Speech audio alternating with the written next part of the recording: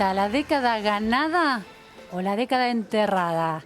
La década enterrada es el título de uno de los libros de Álvaro de la Madrid, escritor, dirigente radical. Muchísimas gracias, Álvaro, por estar aquí. Gracias por la invitación. Bueno, y el último libro es Malandros. En ambos libros lo que investigás de manera muy precisa es la corrupción kirchnerista y los lazos regionales también de esa corrupción.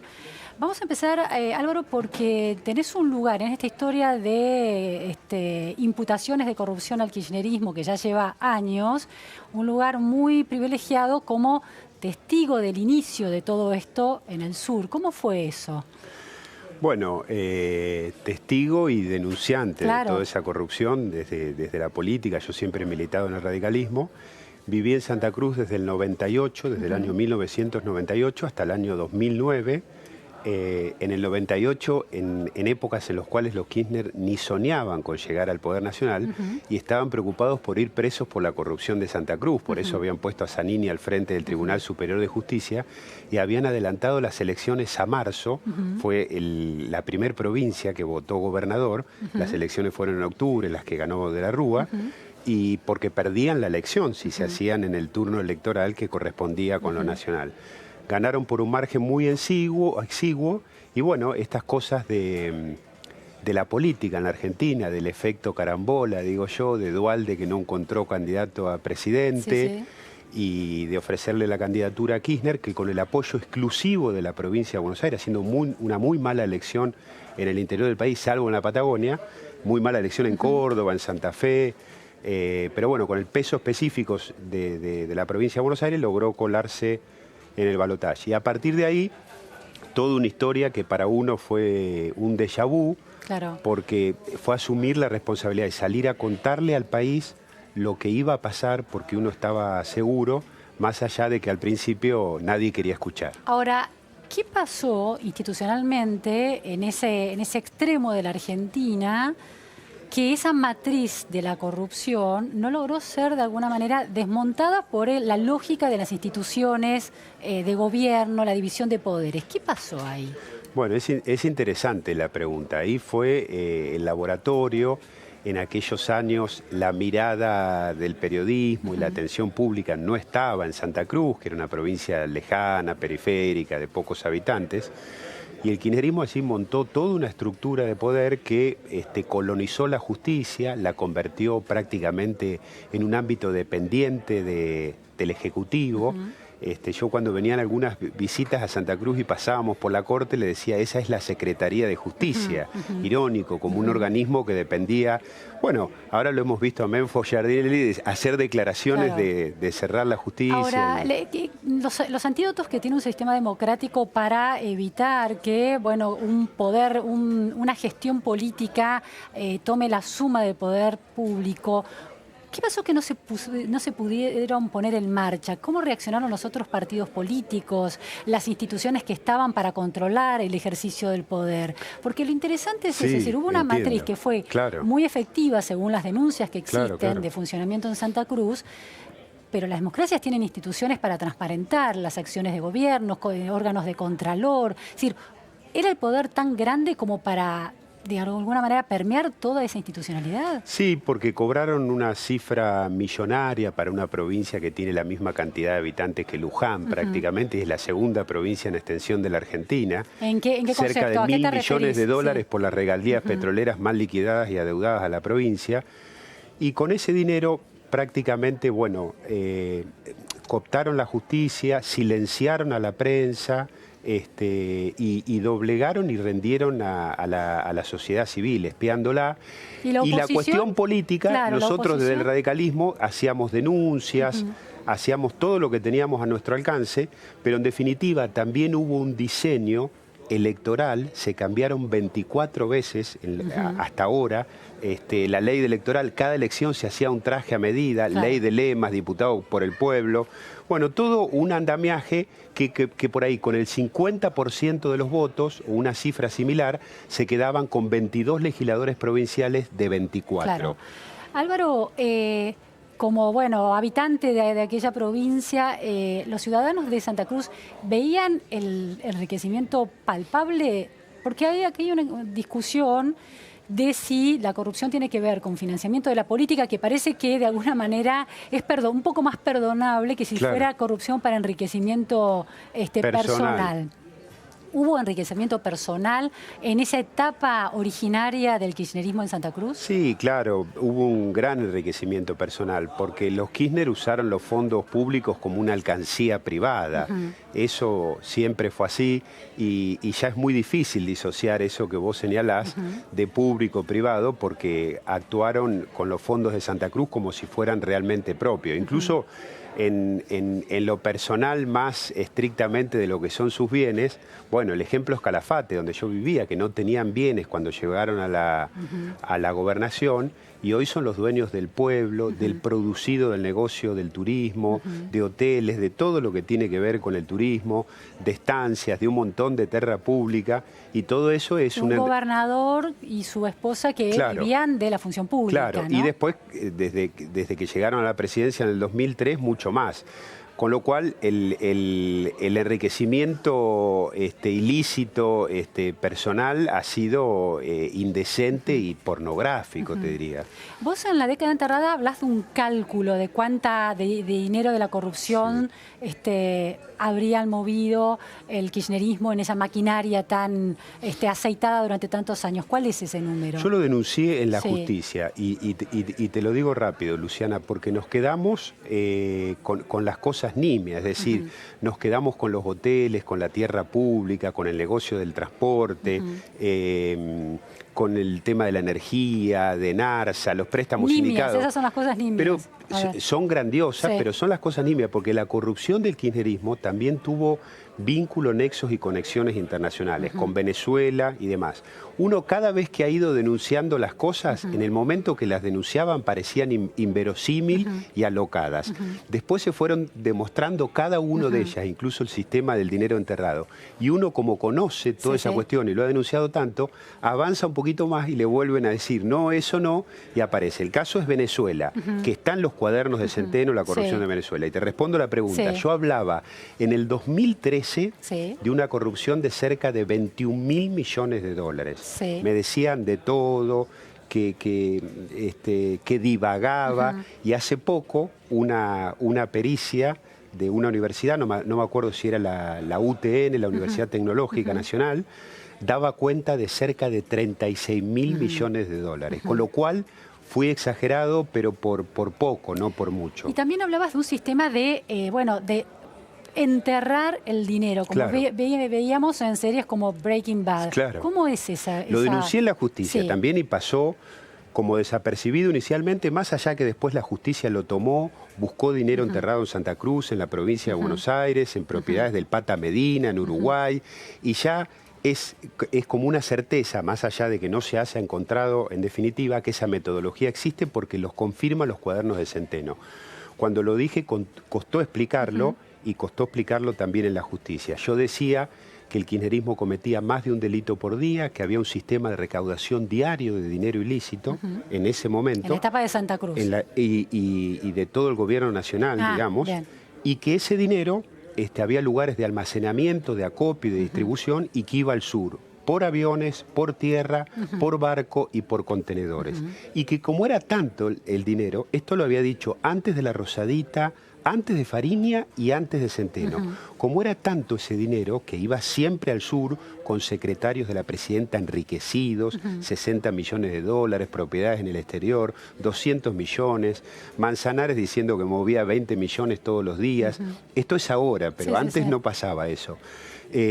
Como ese dinero era tanto que no lo podían contar, que lo pesaban, en el momento de la retirada del poder, porque a veces alguna decía, ¿cómo van a enterrar todo el dinero? No, el dinero enterrado es el dinero no invertido de la corrupción, el que no se pudo traducir a bienes, a propiedades, y que no se llevó a cuentas en el exterior. Lavado, el que se tenía encima físicamente y que decían, ¿qué hacemos con él?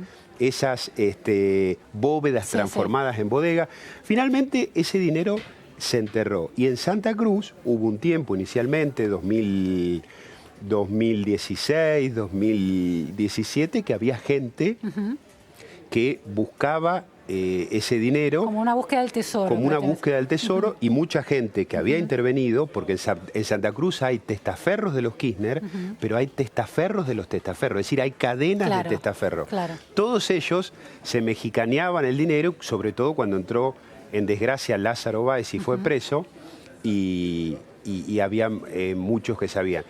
Toda una cosa que parece como muy grande, desopilante, que genera como estupor, pero que realmente fue así, se trata de lo que nos pasó. Claro. Álvaro, bueno, vos también has indagado, llegado a conclusiones en torno a un tejido, a una red que vincula a Argentina con el régimen de Chávez y de Maduro. ¿Cuáles son los principales puntos como de esa alianza? El principal punto es el narcotráfico, ¿sí? Los Kirchner le dieron a una sociedad que ya tenía Chávez y Miraflores con la FARC, que habían sido corridos por Uribe, los frentes de la FARC, y que se habían asentado en el territorio venezolano donde ya producían la cocaína y la sacaban por Centroamérica y por México con vía a Estados Unidos, y los Kirchner ingresan a esa organización delictiva y ¿qué le dan? Un nuevo puerto de salida de la droga, nuevo porque no lo tenían, que fluya, que yo en el libro Malandros que acabo de presentar con Antonio Ledesma en Madrid, hablo de la creación de las panamericanas de la droga. Es decir, la droga esa que es droga de la FARC, los narcos sobrinos detenidos en Centroamérica, que son los hijos de Cilia Flores, la esposa de Maduro. Bueno, esa droga entraba a la Argentina y por Buenos Aires, vía el norte de África, ingresaba a Europa. Y los Kirchner lograron la desradarización del norte, ¿sí? Para generar un descontrol o una falta de control, mejor dicho, que ellos mismos generaron para que eso pudiera así. Le quitaron el control del espectro a una empresa que era Thales Spectrum, que era francesa, y se lo dieron a la CIDE, pero por supuesto que no era para controlar y evitar que la droga... Y eso explica esa sociedad, que todo esto es una denuncia penal, porque... Eso te iba a plantear. ¿La justicia ha avanzado en relación a esto? No avanzó porque ¿no? imagínate, claro, pero imagínate que si todavía estamos con lo del martes, que es el direccionamiento de la obra pública, con lo de septiembre, que va a ser Otesur y los sauces, imagínate en esta lentitud de la justicia, que no ha podido investigar nada por años, empezar a investigar los grandes entramados de la corrupción con Venezuela, que ha sido denunciado además por el ex embajador Saudus con la embajada paralela, que se indicaba que había una organización y demás. Mira, yo estuve en Caracas. Sí. El régimen de Maduro se sostiene por el narcotráfico. Diosdado Cabellos, el Cartel de los Soles, los militares, la FARC y todos los actores que están ahí defendiendo intereses y posiciones.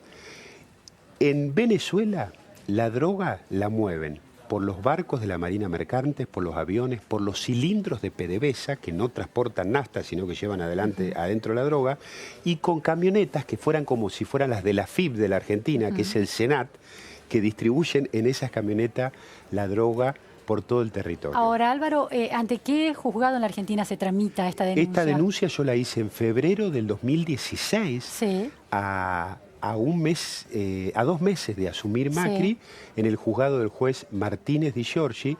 Lo que pasa que todo tiene que ver con todo en la Argentina. La denuncia no avanzó porque el fiscal de la causa es un fiscal kirchnerista que había sido nombrado de una manera irregular por el Senado, que tenía denuncias. ¿Quién es el fiscal de la causa? Franco Picardi. Y que, bueno, no avanzó con esas denuncias, y toda esta, que es la cuestión grande del narcotráfico, fue en una primera etapa, y está así, como desestimado. Pero va a llegar el tiempo que lo van a hacer los venezolanos, porque también ellos en algún momento van a llevar adelante esas investigaciones. Álvaro, hay una lectura que relativiza el peso y el involucramiento, la participación de la expresidenta Cristina Fernández de Kirchner en estos negocios espurios, en esta red y maquinaria de la corrupción, y como alguien que desconocía lo que hacía su marido fallecido, el expresidente Kirchner. ¿Esa lectura a vos te parece razonable, te parece realista? No, no.